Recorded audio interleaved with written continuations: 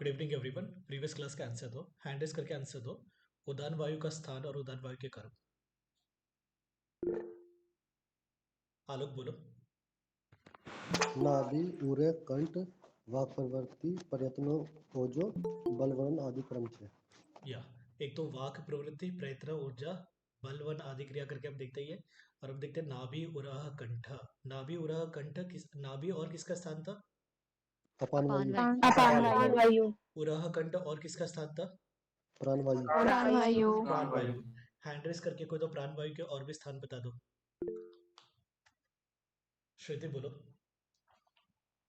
मूर्धा और जीवा और आस्य नासिका। या मुर्दा उरकंठ, ये तो अपने को पता ही है, उरकंठ है। जीवा, आस्य और नासिका। हैंडिस करके कोई तो मेरे को प्राणवायु का कर्म बता दो।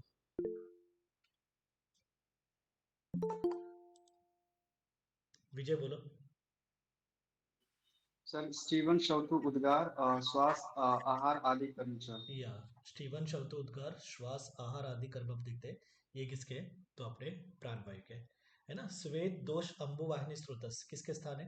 समान वायु। समान वायु। समान वायु। स्वेद और अश्रु का स्त्राव करवाना, ये किसका कर्म है? अपान व्यान वायु। अपन अपान वायु। व्यान वायु। व्यान वायु। शुष्क बता रहे थे, व्यान वायु है ना। 5 प्रकार की चेष्टा तो आई। और श्वेद और अश्रु का स्त्राव, श्वेद और रक्त का स्त्राव करवाना, ये व्यान वायु का कर्म है सुश्रुत के अनुसार, है ना। ध्यान में रखना है अपने को। ओके। अच्छा मेरे को बताओ, कौन से स्थान का जो अपान प्रदेश है शुक्र मूत्र शकृत को निकालेगा? आंध्र प्रदेश, आमान आंध्र प्रदेश। आंध्र प्रदेश है ना। आंध्र प्रदेश के इसमें हमने देखा था। ओके। बाकी तो हेतु संप्राप्ति वगैरह में ऐसा कोई खास था नहीं। ओके। अग्नि के समीप रहने वाला वीण हो कि मतलब अपना समान वायु है जो अग्नि को क्या करेगा, तो बल भी देगा। और अपने 5 प्रकार की मतलब चेष्टा करवाने वाला गति, प्रसारण, आक्षेपण, निमेष आदि क्रिया, ये व्यान वायु है, ये भी अपने को पता है। ओके। मेरे को ये बताओ, त्रिक वेदना कौन से गत कुपित वायु का लक्षण था? पक्वाशय गत कुपित वायु का लक्षण था, है ना। हैंड करके आंसर दो। श्वास, कास, विसूचिका, ये कौन से गत कुपित वायु का लक्षण है? उन्नति बोलो। आमाशयगत। आमाशयगत। कोई तो मुझे कोष्ठ गत कुपित वायु के लक्षण सुना दो। अंजलि बोलो। सर निग्रह मूत्रवर्च और वृद्धन हृदय रोग गुल्म अर्श पार्श्वशूल जमाशय। पार्श्वशूल है ना। शूल और कहाँ पर आया था अपना?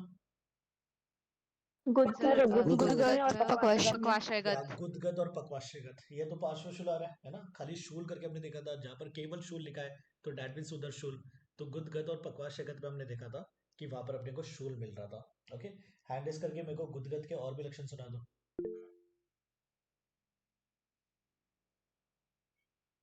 अभिषेक बोलो। ग्रहो वीणुमुतवतराम शूलाद्यमन असम शर्करा और सोच मिल रहा था।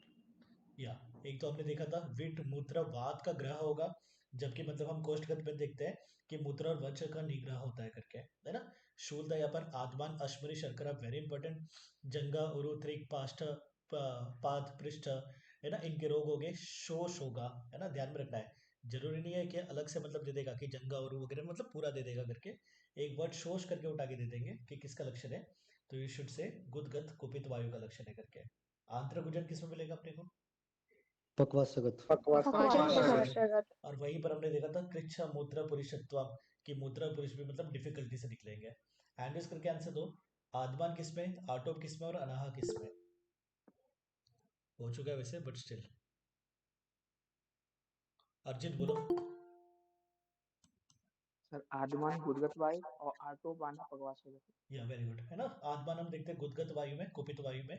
और जो आटोप और अना है ये अपने पक्वाशयगत कुपित वायु के लक्षण हो जाते हैं, है ना। संधि स्फुटन, गात्र स्फुरन, भंजन किसमें आएगा? सर्वांग, सर्वांग सर्वांगत कुपित वायु में, है ना। अव्यक्तम लक्षणम तेषाम आएगा, तस्य आएगा वात व्याधि में, तेषाम तेषाम। है ना। परिवर्तन क्या आएगा यहाँ पर? तेषाम। तस्य किसमें आएगा? छत छेद, शतक्षीण। शतशील। तस्य किसमें आएगा? तो शतशील में आएगा। हैंडल्स करके मेरे को कोई तो स्नायुगत कुपित वायु के लक्षण सुना दो। व्याधि गिनवाए थे वहां पर, एक्चुअली आचार्य चरक ने। उन्नति बोलो।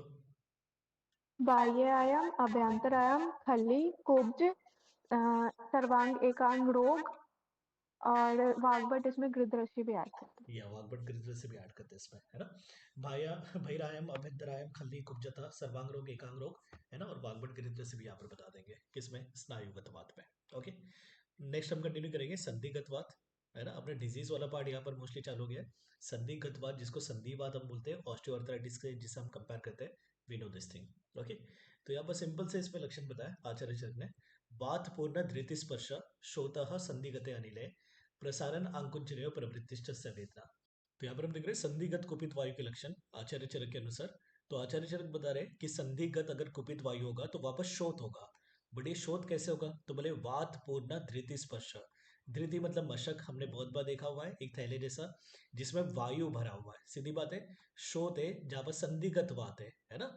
तो इसके लिए यहाँ पर वायु भरे हुए धृति के समान उसमें स्पर्श मिलेगा। मल्टीपल टाइम्स क्वेश्चन ये बन चुका है ना कि वात पूर्ण धृति स्पर्श किसमें मिलेगा, तब लगे संधिगत वात के शोथ में। आगे, प्रसारण आंकुंचनयो प्रवृत्तिश्च संवेदना। अब संधि का काम ही क्या है, मूवमेंट करवाना। जब संधिगत वात है तो सीधी बात है, प्रसारण आंकुंचन की जो अपना एक्सटेंशन फ्लेक्शन वगैरह जो क्रिया होती है, और जो भी अपनी प्रवृत्ति होगी, जो भी अपने मूवमेंट्स होगी, that will be with pain, वेदना के साथ होगी, है ना। क्योंकि संधिगत वात है, संधि का काम ही है मूवमेंट करवाना। तो इसके लिए प्रसारण आंकुंचन ऐसे कोई भी प्रकार की अपनी प्रवृत्ति वगैरह होगी, वो कैसे होगी, तो पीड़ा के साथ होगी, है ना। तो एक तो ये याद रखोगे, प्रसारण आंकुंचन श्लोक याद कर लो, इंपॉर्टेंट है वैसे भी, है ना। यूजी पीजी दोनों साइड में इंपॉर्टेंट है ये। उसके बाद हम देख रहे हैं अर्दित का लक्षण। अब अर्दित को वी नो, है ना, हमेशा हम क्या करते हैं, तो फेशियल पाल्सी, बेल्स पाल्सी वगैरह हम कंपेयर करते हैं।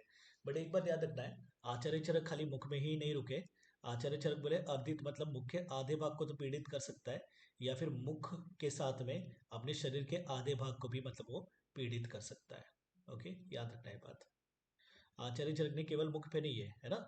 आचार्य चरक यहाँ पर लास्ट में बोलते हैं, अर्धे तस्मिन मुख अर्धे व केवले स्यात् तद अर्धितम, कि शरीर के आधे भाग को या केवल मुख के आधे भाग को जो पीड़ित करेगा, डैट इज अर्धित। याद रखो ये बात, है ना। केवल वहां पर फेस पे नहीं अटके चरक। चरक ने बोला आधे फेस पे हो सकता है या पूरे अपने आधे बॉडी पर हो सकता है, डैट इज अर्धित। ओके, तो स्टार्टिंग से हम संप्राप्ति से देखेंगे। अतिवृद्ध शरीरम अर्धम एकम वायु प्रपद्यते, है ना। तो बोले अधिक मात्रा में बड़ा वायु शरीर के आधे भाग में, है ना। शरीर अर्धम एकम, एक हाफ में। हम इमेजिन कर रहे हैं कि भाई मतलब क्या, तो राइट हाफ में क्या हुआ है, तो जो अतिवृद्ध वायु है वो आकर वहां पर, जो प्रकोपित वायु है वो वहां पर आ गया। उसके बाद क्या करेगा, तस्य उपशोष्य अश्रिक। तो ये याद रखो, है ना, कि इसका मतलब दुष्य क्या है, रक्त। तो जो वायु है जो शरीर के आधे भाग में आया हुआ है ना, प्रकोपित वायु, वो क्या कर रहा है, तो रक्त का वहां पर क्या कर रहा है, शोषण कर रहा है ना। आ जाएगा। अर्दित में आचार्य चरक के अनुसार किसका शोषण होता है, सिरा का, स्नायु का, कंडरा का, रक्त का। तो बोलेंगे रक्त का शोषण होता है। ओके, आगे क्या बता रहे, बाहु पादम च जानु च तस्मिन संकोचयति। फिर वो क्या करेगा, बाहु मतलब अपने हाथ, पाद मतलब पैर, और जानु मतलब क्या, तो वी नो नी, है ना।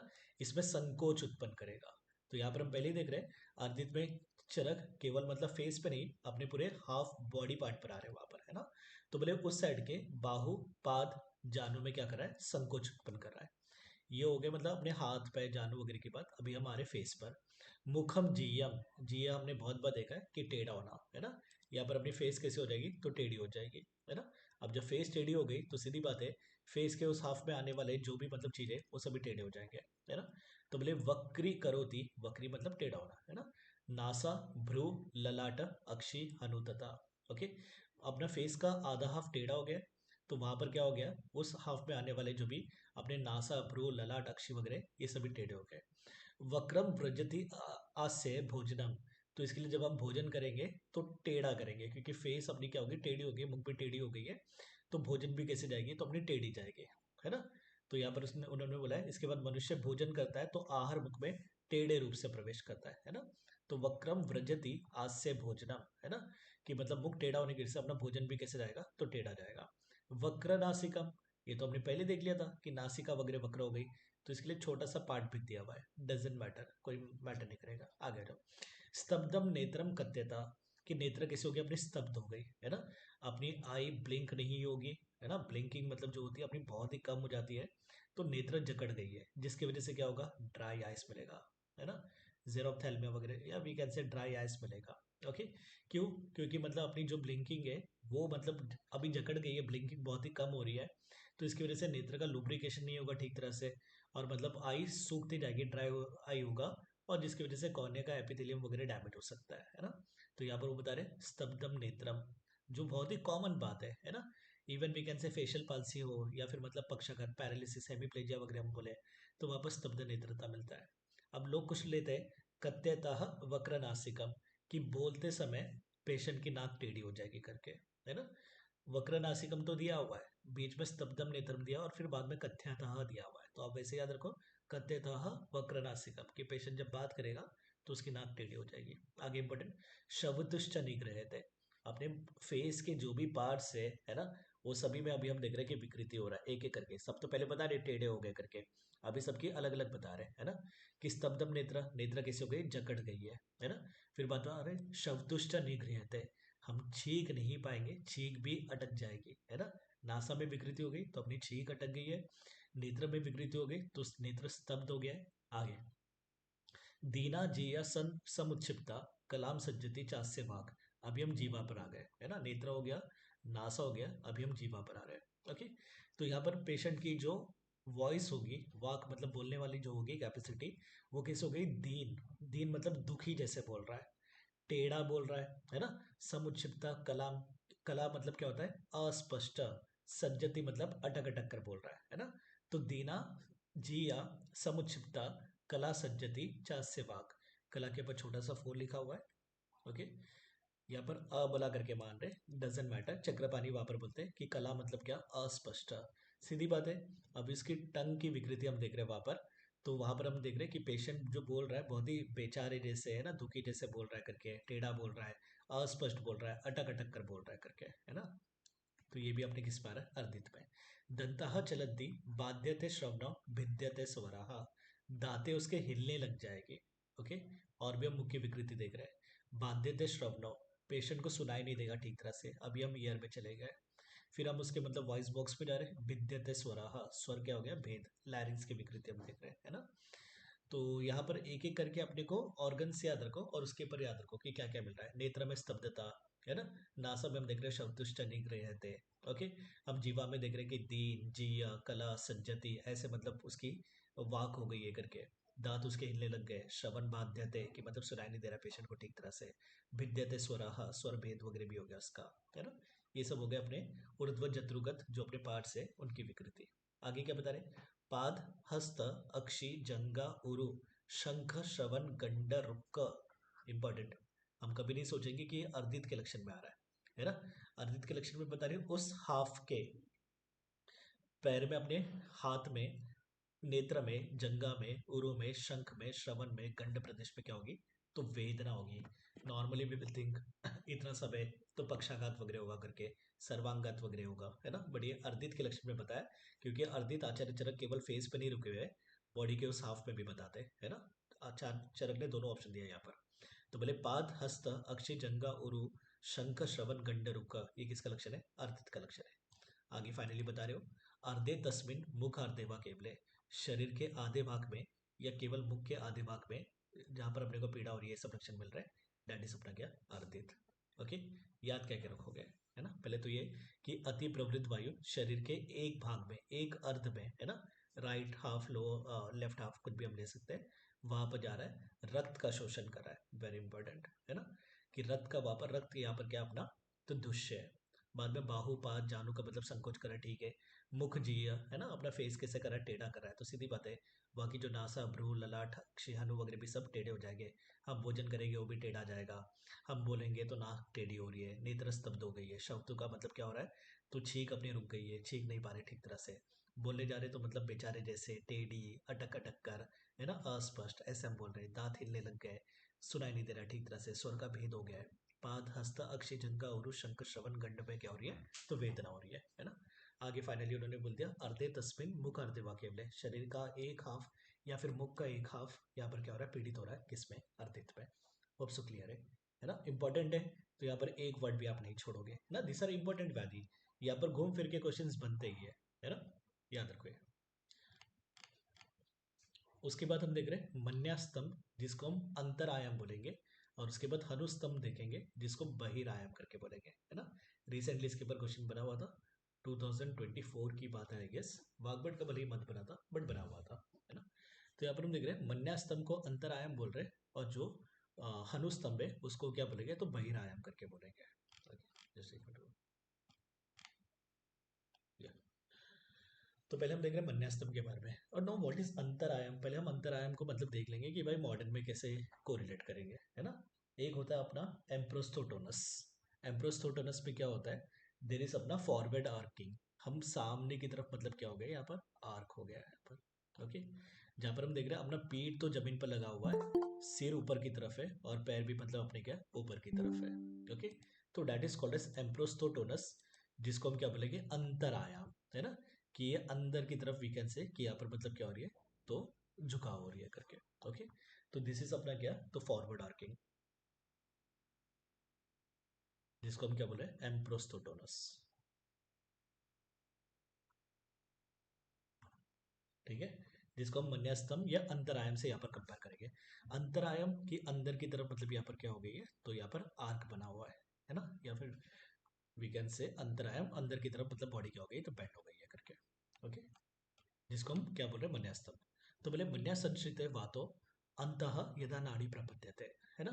तो बोले प्रकुपित वात है जो मन्या प्रदेश में आश्रित है वो अंदर की तरफ प्रवेश करेगी, है ना। तो अंतरायाम वैसे याद रखो, अंतरायाम को हम मन्यास्तंभ से कंपेयर करें तो बोले मन्या प्रदेश में जो प्रकुपित वायु है वो अंतः यदा नाड़ी प्रपद्यते, बोले नाड़ी के द्वारा अंतः प्रवेश मतलब करेगी करके, ठीक है। मन्यास्तंभ आभ्यंतर अंतरायम, तो सीधी बात है पहला line we can easily catch, okay. तो बोले मन्या संचित वातो अंतः यदा नाड़ी प्रपद्यते मन्यास्तंभम तदा कुर्यात अंतरायम संगीतम, बोले इसकी वजह से मन्यास्तंभ होगा जिसको अंतरायम या आभ्यंतरायम भी हम बोलेंगे, है ना। वही बात है, बोले मन्या प्रदेश में जो कुपित वायु है, ओके, वो क्या कर रही है नाड़ी के द्वारा अंतः प्रवेश कर रही है, तो इसके लिए हम मन्यास्तंभ बोल रहे हैं या फिर इसको अंतरायम बोल रहे हैं, अंदर की तरफ प्रवेश करी तो अंतरायम एंड मन्यास्तंभ, ओके। अंतर आयमेते ग्रीवा मन्य च स्तभ्यते भृशम, है ना। अब यहाँ पर मन्या स्तंभ को हम अंतर आयम बोल रहे हैं, तो यहाँ पर बोले ग्रीवा और मन्या प्रदेश में स्तंभ होगा, करने की जरूरत है क्या, नहीं है, नाम ही है कि अंतर आयम को जब हम मन्या स्तंभ बोल रहे हैं तो सीधी बात है वहां पर ग्रीवा और मन्या प्रदेश में क्या होगा, तो स्तंभ होगा, कोई बोलने की बात ही नहीं है। अंतर आयम इस मन्या स्तंभ, तो यहाँ पर बोल दिया अंतर आयम में ग्रीवा मन्य च स्तभ्यते भृशम, तो कुछ करना ही नहीं है। अंतराय में क्या हो रहा है, ग्रीवा और मन्या में स्तंभ हो रहा है, सिंपल सी बात है, आगे का लक्षण इंपॉर्टेंट। तो ये पहले 3 लाइन थे, कुछ भी नहीं था इसमें, एक ही वर्ड को उन्होंने बार बार घुमाया कि मन्या स्तंभिस अंतरायम, तो यहाँ पर मन्या प्रदेश में रहने वाली जो कुपित वायु है वो अंदर की ओर प्रवेश कर रही है, नाड़ियों के द्वारा कर रही है, जिसको हम मन्या स्तंभ बोल रहे हैं, जिसको हम अंतरायम बोल रहे हैं। तो अंतरायम में क्या हो रहा है, ग्रीवा और मन्या में स्तंभ हो रहा है ना, घूम फिर के एक ही बात है, जो नाम में ही है उसके, तो वो सब करने का कोई मतलब नहीं होता है। आगे आ जाओ, लक्षण दंतानाम दशनम लाला पृष्ठ आयाम शिरोग्रह, वेरी इंपॉर्टेंट। श्लोक का लाइन करोगे क्योंकि आगे जाकर हम देखेंगे जो बहिरायाम हम देखेंगे, हनुस्तंभ देखेंगे, उसमें भी दंतानाम दशनम मिलेगा, उसमें भी लाला स्त्राव मिलेगा। तो कॉमन लक्षण बोला है तो आप लगा सकते हो कि दोनों में, बट अगर श्लोक का लाइन आ गया देन वी शुड नो किसके लिए पूछा गया करके, है ना। तो यहाँ पर श्लोक का लाइन याद रखोगे, दंता नाम दशनम, जस्ट इमेजिन कर लो यहाँ पर पेशेंट को कन्वर्जेंस आ रहे हैं, है ना। जहाँ पर पेशेंट क्या कर रहा है, अपने दांत कटकटा रहा है, लिप्स को वगैरह बाइट कर रहा है ना। हम देखते हैं टेटनस में वगैरह हम देखते हैं, ऑपिस्थोटोनस वगैरह कॉमनली वगैरह मिलता है, इवन वी कैन से कि कुपिलो पॉइजनिंग वगैरह में भी हम देखते हैं, है ना। तो वहां पर भी मिलता है, ओके। यहाँ पर एम्प्रोस्थोटोनस हो रहा है बट स्टिल आगे हम देखेंगे सब। तो कन्वर्जेंस आ रहे हैं तो दांतों को कटकटा रहा है, बाइट कर रहा है। लाला स्त्राव, फ्रॉथिंग हो रही है ना, बहुत ही कॉमन है कन्वर्जेंस में। आगे क्या बता रहे हैं, पृष्ठ आयाम, है ना। यहाँ पर हम देख रहे हैं कि क्या हो गया उसका, कि अंदर की तरफ झुकाव हो रहा है ना। तो यहाँ पर इसको उन्होंने क्या बोला है, पृष्ठ आयाम करके बोला है, ओके। याद रखो यहाँ पर पीठ पीछे की ओर मतलब क्या हो गई है, खींच गई है ना। अभी फॉर एग्जांपल पेशेंट ऐसे था, लेटा था नॉर्मल, अब पीठ कैसे होगी, पीछे की ओर हो गई है, जिसकी वजह से जिसके सर है और पैर है ये ऊपर की ओर हो गए, तो इसके लिए इसको क्या बोला उन्होंने, पृष्ठ आयाम करके बोला। याद रखना कि पृष्ठ आयाम किसका लक्षण है, मन्यास्तंभ का, हनुस्तंभ का। तो वी शुड नो मन्यास्तंभ इज अंतरायाम, हनुस्तंभ इज बहिरायाम, है ना। तो यहाँ पर क्या होगा, पृष्ठ आयाम कि मतलब पृष्ठ क्या हो गई है, पीछे की तरफ यहाँ पर खींच गई है, ओके। शिरोग्राह, शिरो प्रदेश में क्या हो रही है, जकड़ाहट हो रही है। इमेजिन कर लिया हम सिर ऊपर की तरफ चले गए और जिसमें क्या हो रही है, जकड़ाहट हो रही है, पीठ पीछे की तरफ आ गया, तो डेट इज पृष्ठ आयाम। दंतानाम दशनम लाला, ये दोनों में मिलेगा, बट यहाँ पर लाइन याद रखोगे, है ना। दंतानाम दशनम लाला पृष्ठ आयामा शिरोग्रह किसका है, मन्यास्तम का। जृंबा मिलेगा, जृंबा में भी दोनों में मिलेगा, है ना। मन्यास्तम में भी मिलेगा, हनुस्तम में भी मिलेगा। ये 3 लक्षण है जो दोनों में मिल रहा है। दंतानाम दशनम, लाला स्त्राव, जृंबा दोनों में मिल रहा है ना। आगे का जो लक्षण है वो भी मिल रहा है, बट श्लोक का वर्ड अलग है, तो हम वर्ड अलग याद रखेंगे। वदन संग, अब मतलब मुख का संग नहीं होगा, जो पेशेंट बोल रहा है उसका संग होगा, है ना। तो यहाँ पर मुख की जकड़ाहट बोला है, बट डेफिनेटली डेट इज वाणी का ना निकलना, कि पेशेंट ठीक तरह से बोल नहीं पाएगा, तो डेट इज वदन संग, है ना। अब हनुस्तंभ में देखेंगे, वहां पर अपने को सीधा वाक ग्रह करके अपने को वर्ड मिलेगा, है ना, वाक ग्रह। तो यहाँ पर श्लोक का वर्ड याद रखो। ये भी हम कॉमन लक्षण मान सकते हैं कि दंतानाम दशना कॉमन है, लाला स्त्राव कॉमन है, जिम्बा कॉमन है ना। बट यहाँ पर वदन संग है, उधर वाक ग्रह है। ओके, तो अब क्या करोगे, ये लाइन रटोगे और ये याद रखोगे जिम्बा वदन संग करके, बाकी ये पढ़ के निकालोगे, है ना। मैं ऐसा नहीं बोला कि नहीं बनेगा, क्वेश्चन बनेगा, बट वी नो मन्यास्तंभ क्या है, तो अंतर आयाम है, तो सीधी बात है मन्या प्रदेश में रहने वाली मतलब जो प्रकुपित वायु है वो अंतः प्रवेश कर रही है, नाड़ी के द्वारा वगैरह प्रवेश करवा रही है ना, सिंपल सी बात है। ओके, डैट इज मन्या स्तंभ, डैट इज अभ्यंतरायम, तो अभ्यंतरायम में क्या हो गया, ग्रीवा और मन्या का स्तंभ हो गया, है ना। यह सब सब बहुत ही बच्चों वाली बात है। आगे याद रखना है, दंतानाम दशनम लाला पृष्ठ आयाम शिरोग्रह जिम्बा और वदन संग मिल रहा है अपने को मन्या स्तंभ या अंतरायम में, ठीक है। उसके बाद हम देख रहे हैं बहिरायाम, जिसको हम हनुस्तंभ भी बोल रहे हैं, है ना। यहाँ पर क्या होगा, बहिरायाम, यहाँ पर अपना क्या है, तो अपना बैकवर्ड आर्किंग है, अपना आर्क पीछे की तरफ बना हुआ है। ओके, दिस इज अपना ऑपिस्थोटोनस, जहाँ पर अपना सिर नीचे है ना, पैर वगैरह अपनी क्या है नीचे है। ओके, छाती अपनी बाहर की ओर निकल गई है। ओके, याद रखो छाती अपनी बाहर की ओर निकली है, और वहां पर अपने को पृष्ठ आयाम मिल रहा था, पीठ पीछे की तरफ खींच गई थी वहां पर। ओके, तो यहाँ पर हम देख रहे हैं पृष्ठ मन्या आश्रिता बाह्य शोषित व सिरा बलि वायु कुर्यात हनुस्तंभम बहिरायाम संगीकम। मन्या स्तंभ में तो ठीक था कि प्रकुपित वायु मतलब मन्या का आश्रय लेकर अंतः प्रवेश करी थी नाड़ी वगैरह में, ऑल डेट।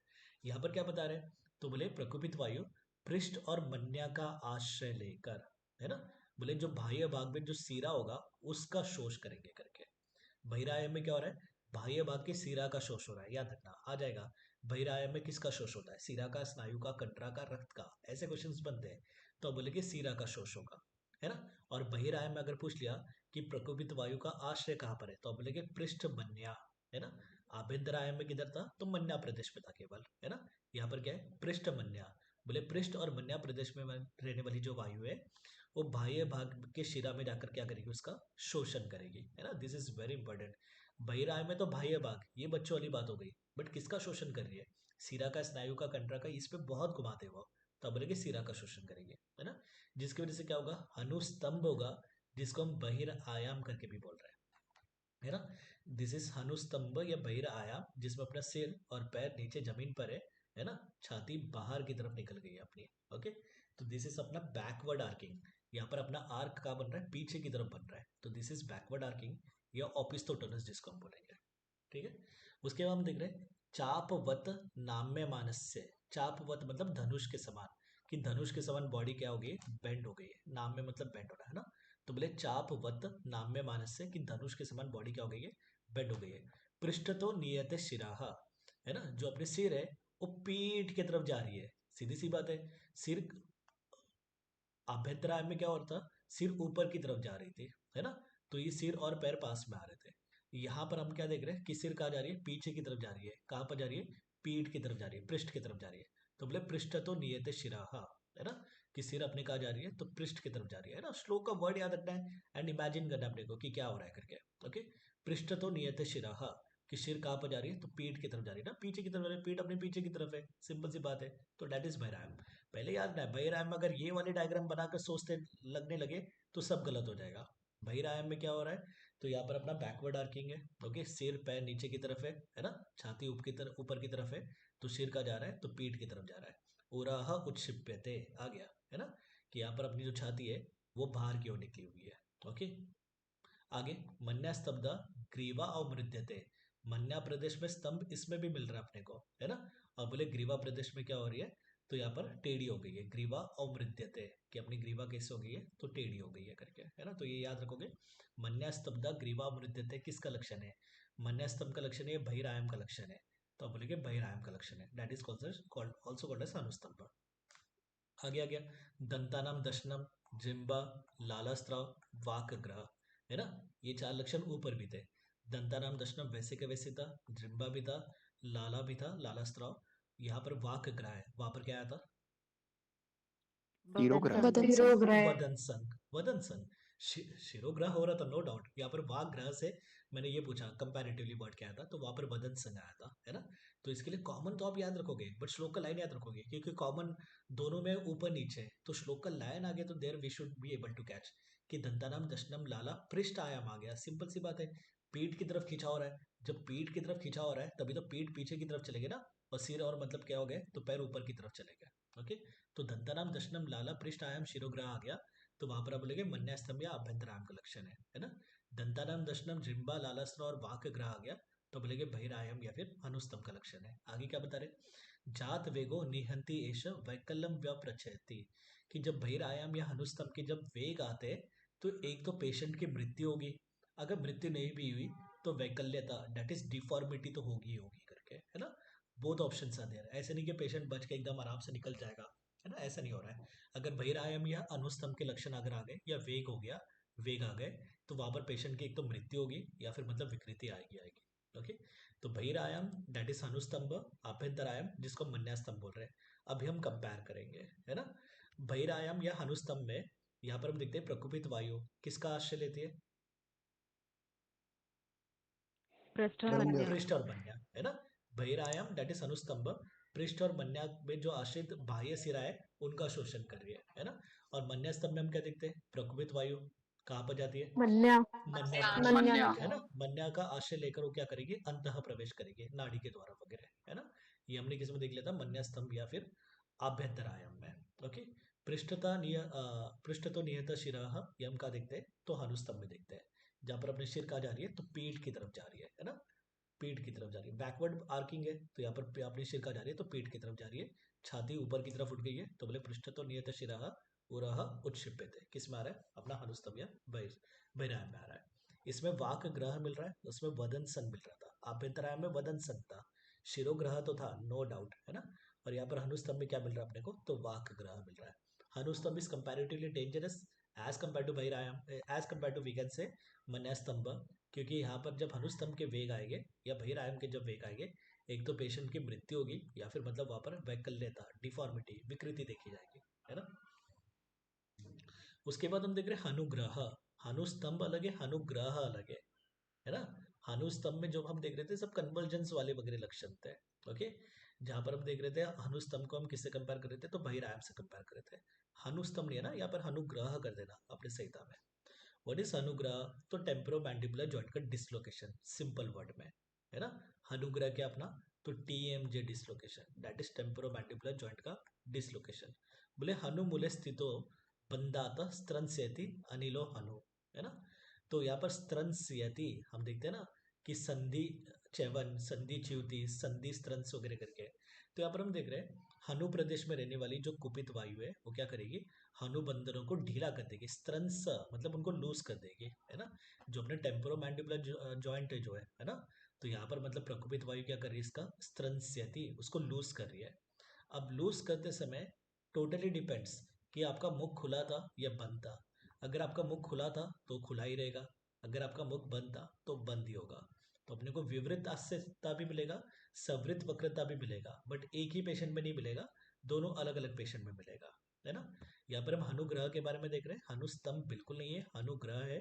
तो बोले प्रकुपित वायु हनु मूल में रहने वाली जो बंधन है उसको लूज कर रही है ना। प्रकुपित वायु हनु मूल में या we can say temporomandibular joint में रहने वाली जो बंधन है, जो भी इसके सपोर्टिंग स्ट्रक्चर्स है, उसको लूज कर रही है।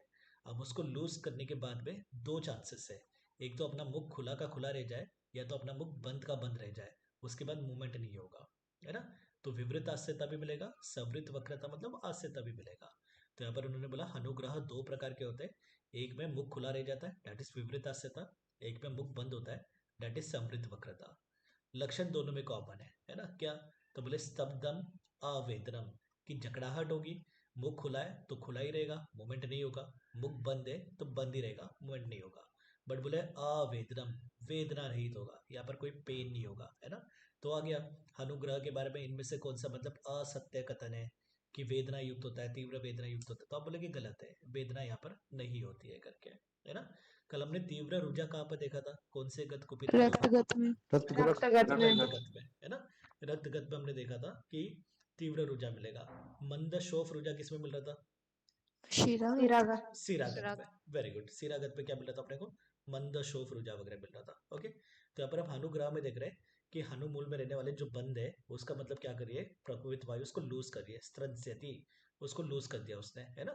जिसकी वजह से वी विल से कि टीएमजे का डिसलोकेशन हो गया। तो एक तो मुख खुला रह जाएगा या तो फिर मतलब मुख बंद हो जाएगा। तो दो प्रकार हमने देख लिए, विवृत आस्यता, सवृत वक्रता, है ना। उसके बाद हम देख रहे हैं कि लक्षण क्या है यहाँ पर, स्तब्धता, जकड़ाहट होगी, वैसे का वैसे रहेगा, बट पेन नहीं होगा, अवेदना करके बोला यहाँ पर। अब सो क्लियर है। ओके, उसके बाद हम देख रहे हैं आक्षेपक के बारे में। मोह आक्षेपति क्रुद्धो गात्रानी आक्षेपको अनिला, है ना। बोले आक्षेपक वादी में क्या होगा, बार बार अपने को आक्षेपण होगा, पेशेंट अपने हाथ पैर वगैरह को पटक रहा है ना। तो आक्षेपक इज वन ऑफ दी वात व्याधि, है ना। जहां पर क्या, ये तो कॉमन सी बात है, ये कोई नहीं पूछने वाला। मुंह आक्षेपति क्रुद्धो गात्रानी डैश अनिला, कि बार बार आक्षेपण आना, कन्वर्जेंस आना, ये मतलब कौन से व्याधि का लक्षण है? तो आक्षेपक का, एपिलेप्सी का लक्षण है। ये कोई बड़ी बात नहीं है, वो तो रीड करके छोड़ लो, आगे जाओ। पानी पादम च संशोष्य सिरा स्नायु कंडरा, बोले हाथ और पैर के जो सिरा स्नायु कंडरा सभी का क्या हो रहा है, शोष हो रहा है ना। हाथ और पैर के जो भी अपने सिरा स्नायु कंडरा है सभी का शोष हो रहा है। वाग्भट बोलते धमनी का शोष हो रहा है ना। चरक क्या बता रहे, अपने हाथ पैर के सिरा स्नायु कंडरा सभी का शोष हो रहा है। तो दिस इज इंपॉर्टेंट। आक्षेपक जहां पर पेशेंट बार बार मतलब अपने हाथ पैर वगैरह को पटक रहा है, ठीक है ना, दैट इज अपना आक्षेपक। बट आक्षेपक में हो क्या रहा है, दैट वी शुड नो, कि अपने हाथ पैर, पहले तो आ जाएगा कि कौन से प्रदेश के सिरा स्नायु कंडरा का शोष होगा, तो बोलेगा हाथ पैर। या फिर आ जाएगी कि हाथ पैर के किसका शोष होगा, सिरा का, स्नायु का, कंडरा का, ऑल ऑफ द अबव का। तो बोले अच्छा, ऑल ऑफ द अबव तो जबरदस्ती बनाया हुआ है लोग ने, एआईपीजीटी वाले ऑल ऑफ द अबव बनाते नहीं जल्दी, है ना। बट यहाँ पर आपका answer all of the above ही आएगा कि सिरा स्नायु कंडरा तीनों का यहाँ पर शोष हो रहा है ना। तो दिस इज इंपॉर्टेंट यहाँ पर, ठीक है। उसके बाद हम देख रहे हैं दंडक। अब दंडक में अपने शरीर जो है दंड के समान क्या हो गया, स्तब्ध हो गया है, जकड़ाहट हो गया है। तो पूरे शरीर की बात चल रही है यहाँ पर, तो ऊपर से लेके नीचे सभी चीज आ गई यहाँ पर, है ना। शिरः पृष्ठ श्रोणी, है ना, जो अपना शिरः पृष्ठ और श्रोणी, है ना। फिर हम देख रहे हैं हाथ और पैर, पानी और पाद। ओके, तो पानी पाद, सामने की बात छोड़ देना। आप बोलेगे उरा प्रदेश नहीं आया, उधर प्रदेश वगैरह नहीं आया, है ना। एक तो ऊपर नीचे और मतलब पीछे की सभी बातें आ गई यहाँ पर। पानी पाद शिरः पृष्ठ श्रोणी स्तपनाति मारुतः, बोले प्रकुपित वायु क्या करेगा, पानी पाद में, दैट इज हाथ पैर में, शिरः पृष्ठ श्रोणी प्रदेश में, स्तपनाति की स्तंभन, जकड़ाहट करेगा। दंतवत स्तब्ध गात्र से दंडका सो अनुक्रमः, शरीर कैसे अपनी दंडे के समान स्तब्ध हो जाएगी, जकड़ जाएगी, इसको हम दंडक करके रोग बोल रहे हैं। और ये कैसे, अनुक्रम, असाध्य, है ना। तो ये मोस्टली पूछा गया है कि दंडक वाद्य की साध्य साध्यता क्या है, तो बोलेंगे असाध्य करके, है ना, आ जाएगा। यहाँ पे है अनुक्रम, सुख साध्य, कृच साध्य, तो बोलेंगे अनुक्रम। प्रकुपित वायु कहाँ पर जा रहा है, तो वी शुड नो भाई, दंडक है, पूरी शरीर मतलब दंडे के समान जकड़ रही है, तो पूरे शरीर की बात आ गई। शिरः पृष्ठ श्रोणी पानी और पाद, यहाँ पर मतलब क्या हो रही है, तो प्रकुपित वायु इनको जकड़ रही है, तो दैट इज दंडक। मोस्टली क्वेश्चन यहाँ पर बनेगा आपका कि साध्य साध्यता क्या है, तो आप बोलेंगे असाध्य करके, है ना, अनुक्रम। उसके बाद हम देख रहे हैं श्लोक नंबर 53, यहाँ पर बता रहे पक्षाघात के बारे में, आचार्य चरक। ओके, तो बोले हत्वा एका मारुता पक्षम दक्षिणम वामम एव वा कुर्यात चेष्टा निवृत्तिम ही रुजम वाक स्तंभम एव च, है ना। बोले हत्वा एकम मारुता, कि प्रकोपित वायु क्या करेगी, बॉडी को एक हाफ को हत्वा, है ना, उसको क्या कर रही है, तो पीड़ित कर रही है ना, उसको इफेक्ट कर रही है। कौन सा हाफ, कोई भी हो सकता है। बोले पक्षम दक्षिणम वामम एव, पक्ष मतलब हाफ होता है, वी नो ना, एक महीने के दो पक्ष होते हैं, शुक्ल पक्ष कृष्ण पक्ष, 15 डेज के। तो यहाँ पर हाफ की बात चल रही है ना। बॉडी के एक हाफ में क्या करेगा, एक पक्ष, एक हाफ में, it can B right, it can be left half में, उसका नाश कर रहा है। कैसे, तो बोले चेष्टा निवृत्ति ही रुजा वाक स्तंभम एव च, एक तो चेष्टा निवृत्ति, पेशेंट उस साइड की बिल्कुल भी मूवमेंट नहीं कर पाएगा, पेन होगा वहां पर, है ना, और क्या होगा, तो वाक स्तंभ, पेशेंट बोल नहीं पाएगा। ओके, तो याद रखना पक्षाघात का लक्षण है जहां पर बॉडी का एक half is getting affected due to वायु, it can be either right or left, है ना। वहां पर लक्षण क्या मिलेगा, एक तो चेष्टा निवृत्ति, कि वहां के मतलब उस बॉडी पार्ट का मतलब मूवमेंट नहीं होगा, पेन होगा वहां पर, और पेशेंट के बोलने में भी क्या होगी, जकड़ाहट होगी। तो लक्षण पूरा का पूरा श्लोक का वर्ड से याद रखो, लाइन वैसे याद रखो, है ना। चेष्टा निवृत्ति, रुझान और वाक स्तंभ, ये पक्षाघात का लक्षण है, जिसमें बॉडी का इधर लेफ्ट या राइट हाफ जो है वो अफेक्टेड हो रहा है। ओके, आगे उसी से कंटिन्यूअस है, ये बात को ध्यान में रखना क्या बता रहा हूँ। घृत्वा अर्धम शरीर से शिरा स्नायु विशोष्य, प्रकोपित वायु शरीर के आधे भाग में, है ना, जाकर क्या कर रहा है, वहां के शिरा और स्नायु का क्या कर रहा है, शोष कर रहा है करके, है ना। तो आ गया पक्षाघात में किसका शोष होगा, तो बोलेंगे शिरा और स्नायु का शोष होगा, है ना। और हमने अभी देखा था शिरा स्नायु कंडरा का शोष किस में हो रहा था, आक्षेप आक्षेपक पे, आक्षेपक है ना। और हमने अर्दित में देखा था, अर्दित पे किसका शोष हो रहा था, बोलो, रक्त रक्त, रक्त है ना। हाँ अर्दित में किसका हो रहा था, रक्त का शोष हो रहा था। ओके, अब यहाँ पर लिखा हुआ है तुम लोग के बुक में एकांग रोग का लक्षण। अब बता दो कैसे डिफरेंस क्या है करके, कैसे कैच करना है ना, क्या है करके। तो पक्षाघात, एकांग रोग, सर्वांग रोग, सभी में क्या हो रहा है, सिरा और स्नायु का शोष हो रहा है, ये कॉमन है तीनों में। ओके, पहले हम पक्षाघात पे ही फोकस करेंगे, बाद में सब बताऊंगा। तो यहाँ पर हम देख रहे हैं शरीर के एक हाफ में मतलब वायु चली गई है, आइदर राइट लेफ्ट, वागी चेष्टा निवृत्ति करिए, रुजा करिए, वाक स्तंभ करिए। तो शरीर के एक हाफ में जाकर वागे सिरा के स्नायु, सिरा और स्नायु का शोषण करके कर रही है, दैट इज पक्षाघात। फिर क्या बता रहे, पादम संकुचित एकम हस्तम व तोद शूलकृत, अगर यही वायु पैर में या फिर हाथ में संकोच उत्पन्न करेगी, है ना, और वापस तोद शूल वगैरह करेगी, तो उसको हम क्या बोलेंगे, एकांग रोग। क्योंकि एक कोई तो पार्ट पे बात चली है, जब बॉडी का आधा पार्ट इफेक्ट हो रहा था, हत्वा एकम पक्षाह, बॉडी का एक हाफ जब इफेक्ट हो रहा था, तो डेट वाज पक्षवत, पक्षाघात, हेमिप्लेजिया। यहाँ पर हम देख रहे हैं एक कोई तो पार्ट, एक हाथ एक पैर, उसको हम एकांग रोग बोलेंगे, है ना। तो यहाँ पर हम देख रहे हैं हम कि प्रकोपित वायु एक हाथ में या एक पैर में, पादम संकुचिति एकम हस्तम वा, एक हाथ या एक पैर में संकोच उत्पन्न कर रहा है, तोद कर रहा है, शूल कर रहा है, तो उसको हम क्या बोलेंगे, एकांग रोग। यहाँ पर भी क्या होगा, सिरा और स्नायु का शोष होगा, है ना। एकांग रोगम तब विद्यात, सर्वांगम सर्वदेहजम, अगर पूरे शरीर का सिरा स्नायु का शोष हो रहा है, जिसकी वजह से पूरे शरीर के राइट हाफ हो, लेफ्ट हाफ हो, दोनों हाथ दोनों पैर, तो उसको हम क्या बोलेंगे, सर्वांग रोग करके बोलेंगे। ठीक है, तो तीन चीज बताइए यहाँ पर, पक्षवत, है ना, डेट इज पक्षाघात, सर्वांग रोग, एकांग रोग, तीनों में क्या मिलेगा, सिरा स्नायु का शोष मिलेगा, है ना, ध्यान में रखना। तीनों में क्या मिल रहा है, सिरा स्नायु का शोष मिल रहा है। पक्षाघात में क्या हो रहा है, बॉडी के एक हाफ में वापर प्रकोपित वायु जाकर उसको इफेक्ट कर रही है और वहां के सिरा स्नायु का शोष कर रही है। बाद में लक्षण याद रखो, क्या लक्षण मिल रहा है, चेष्टा निवृत्ति, रुजा और वाक स्तंभ मिल रहा है ना, क्या मिल रहा है, चेष्टा निवृत्ति, रुजा और वाक स्तंभ मिल रहा है। ओके, जब ये प्रकोपित वायु अपना कोई तो एक पैर या कोई तो एक हाथ, एक राइट साइड या लेफ्ट साइड के पैर हाथ दोनों की बात नहीं कर रहा हूँ, चारों में से कोई भी एक, एक पैर या कोई तो एक हाथ, उसमें संकोच करेगा, तोद और शूल करेगा, याद रखना, हिंदी में याद रखना चल जाएगा। एक हाथ या एक पैर में मतलब संकोच करेगा, तोद और शूल करेगा, तो उसको हम क्या बोलेंगे, एकांग रोग बोलेंगे। और जब ये पूरे शरीर के सिरा स्नायु का शोष होगा, पूरा शरीर जब इफेक्ट होगा, तो उसको हम क्या बोलेंगे, सर्वांग रोग बोलेंगे, ना। सर्वांग रोग की सर्वदेह जब, तो सर्वांग रोग हो, एकांग रोग हो, पक्षाघात हो, सभी में क्या हो रहा है, सिरा स्नायु का शोष हो रहा है। बट पक्षाघात का लक्षण अपने को अलग से याद रखना है, चेष्टा निवृत्ति, रुजा और वाक स्तंभ पक्षाघात का लक्षण है। संकोच, तोद, शूल वगैरह किसका लक्षण है, एकांग रोग का लक्षण है। और हम उसको सर्वांग रोग का भी लक्षण बोल सकते हैं, एक पैर और एक हाथ में हो रहा है तो एकांग रोग का लक्षण, है ना, संकोच, तोद, शूल। अगर पूरे शरीर में संकोच, तोद, शूल वगैरह हो रहा है तो सर्वांग रोग का लक्षण है। ऑप्शन क्लियर है यहाँ पर। स्नायुगत वात में हमने देखा था सर्वांग रोग, एकांग रोग वगैरह होगा करके, तो स्नायुगत वात आ गया तो ठीक है। अदरवाइज पूछ लिया कि किसका शोष हो रहा है करके, तो वहां पर आप बोलेंगे सिरा स्नायु का, मतलब वहां पर क्या होगा, तो शोष होगा करके। ओके, तो दिस इज इंपॉर्टेंट, अच्छी तरह से यहाँ पर याद रखोगे। उसके बाद हम देख रहे हैं गृध्रसी, जिसको हम सियाटिका से कंपेयर करते हैं, है ना। तो यहाँ पर बता रहे स्फिक पूर्वा, कि यहाँ पर पेन स्टार्ट कहाँ से हो रहा है ना। तो यहाँ पर उन्होंने बोला स्फिक प्रदेश, ग्लूटिल प्रदेश से पेन स्टार्ट हो रहा है ना।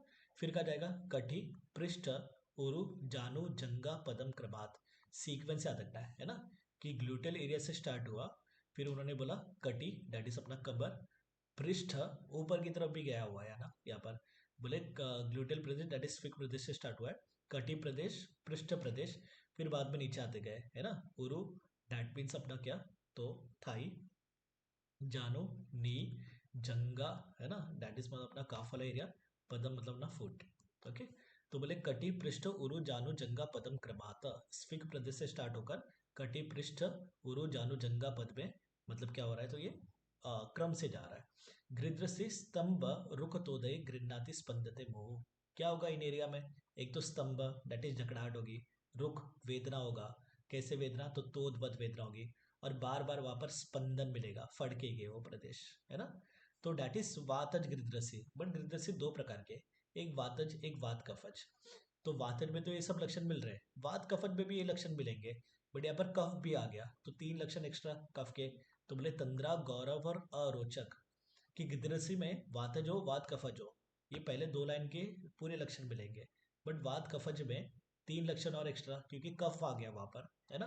गृध्रसी के दो प्रकार है, अनुग्रह के दो प्रकार है। गृध्रसी के दो प्रकार कौन से, वातज वात कफज। तो दोनों में लक्षण कॉमन कौन सा है, कि स्फिक प्रदेश से पेन स्टार्ट होकर कटी पृष्ठ उरु जानु जंगा पद में मतलब जा रही है ना।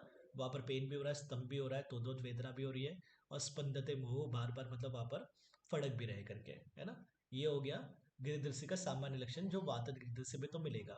वात कफज में क्या मिलेगा, कफ का अनुबंध है यहाँ पर, तो यहाँ पर अपने को तंद्रा गौरव और अरोचक का अरुचि भी मिलेगा, है ना। इंपॉर्टेंट सीक्वेंस याद रखना है। लक्षण क्या हो रही है, खाली पेन नहीं हो रहा है, स्तंभ रुक तोद मिल रहा है, और स्पंदते मुंह बार बार वापस स्पंदन भी मिल रहा है। और जो वात कफज है तो वहां पर तीन लक्षण एक्स्ट्रा अपने, तंद्रा गौरव और अरुचि। उसके बाद हम देख रहे हैं खल्ली, खल्ली कौन सा गत रोकता, स्नायुगत। स्नायुगत। स्नायुगत। खल्ली, कुब्जता, सर्वांग, एकांग, है ना, बहिरायम, अभ्यंतरायम, ये सब स्नायुगत कुपित वात के इसमें हम देख चुके हैं। बट जब अलग अलग डिजीज देख रहे हैं तो वहां पर वी शुड नो कि क्या बताया, है ना। जहाँ पर अगर पूछ लिया पक्षवद एकांग सर्वांग में, तो वहां पर आप बोलेंगे सीरा स्नायु का शोष हो रहा है, भले स्नायुगत कुपित वात है, बट यहाँ पर क्या हो रहा है, सीरा स्नायु का पूछ क्वेश्चन पढ़ना ढंग से, ये क्या पूछा है कि कौन से गत कुपित वात का लक्षण है, तो आप बोलेंगे स्नायुगत कुपित वात का लक्षण है, किसका शोष हो रहा है, तो बोले कि सीधा स्नायु का शोष हो रहा है। होप सो क्लियर है ना। तो खल्ली भी हमने देखा था, स्नायुगत कुपितवात का मतलब वन ऑफ दी व्याधि था। तो बोले खल्ली तो पाद जंगा उरु कर मूल और मोटनी, बोले खल्ली में मल्टीपल टाइम्स क्वेश्चन आया हुआ है ना, फिल इन द ब्लैंक्स करके। खल्ली तो पाद जंगा उरु कर मूल और मोटनी, कि अपने पाद में, है ना, डेट इज फुट में, जंगा उरु और कर मूल मतलब हस्तमूल में, और मोटनी की मतलब जैसे मरोड़ देते हैं ना, मर्दन कर देते हैं, वैसे मतलब यहाँ पर क्या होगी, तो पीड़ा होगी करके, है ना।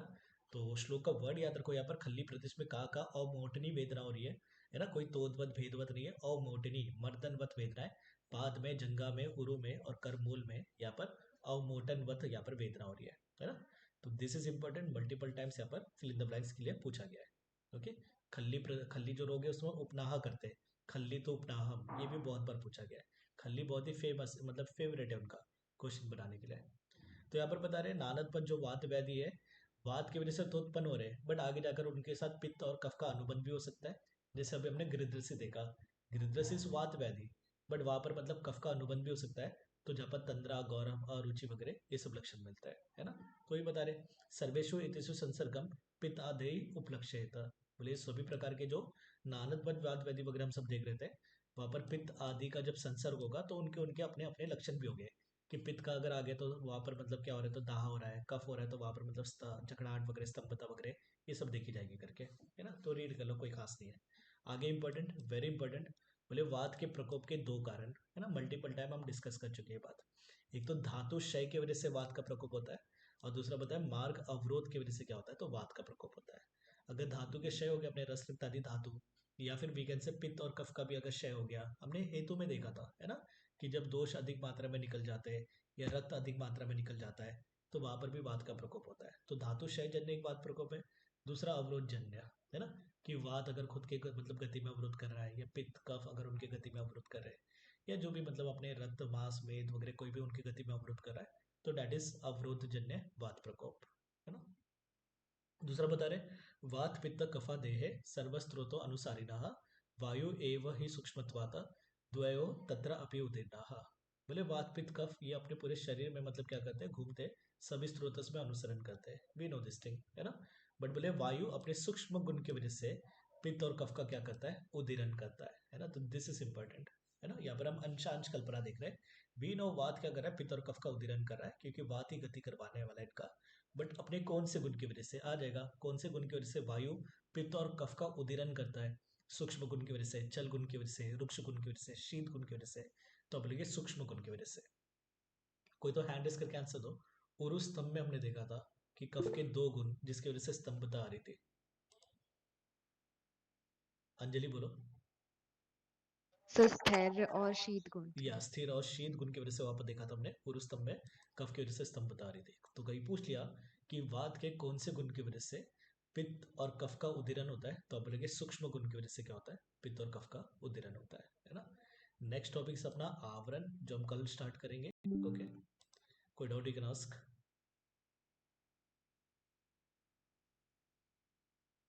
चलो बाय, गुड नाइट।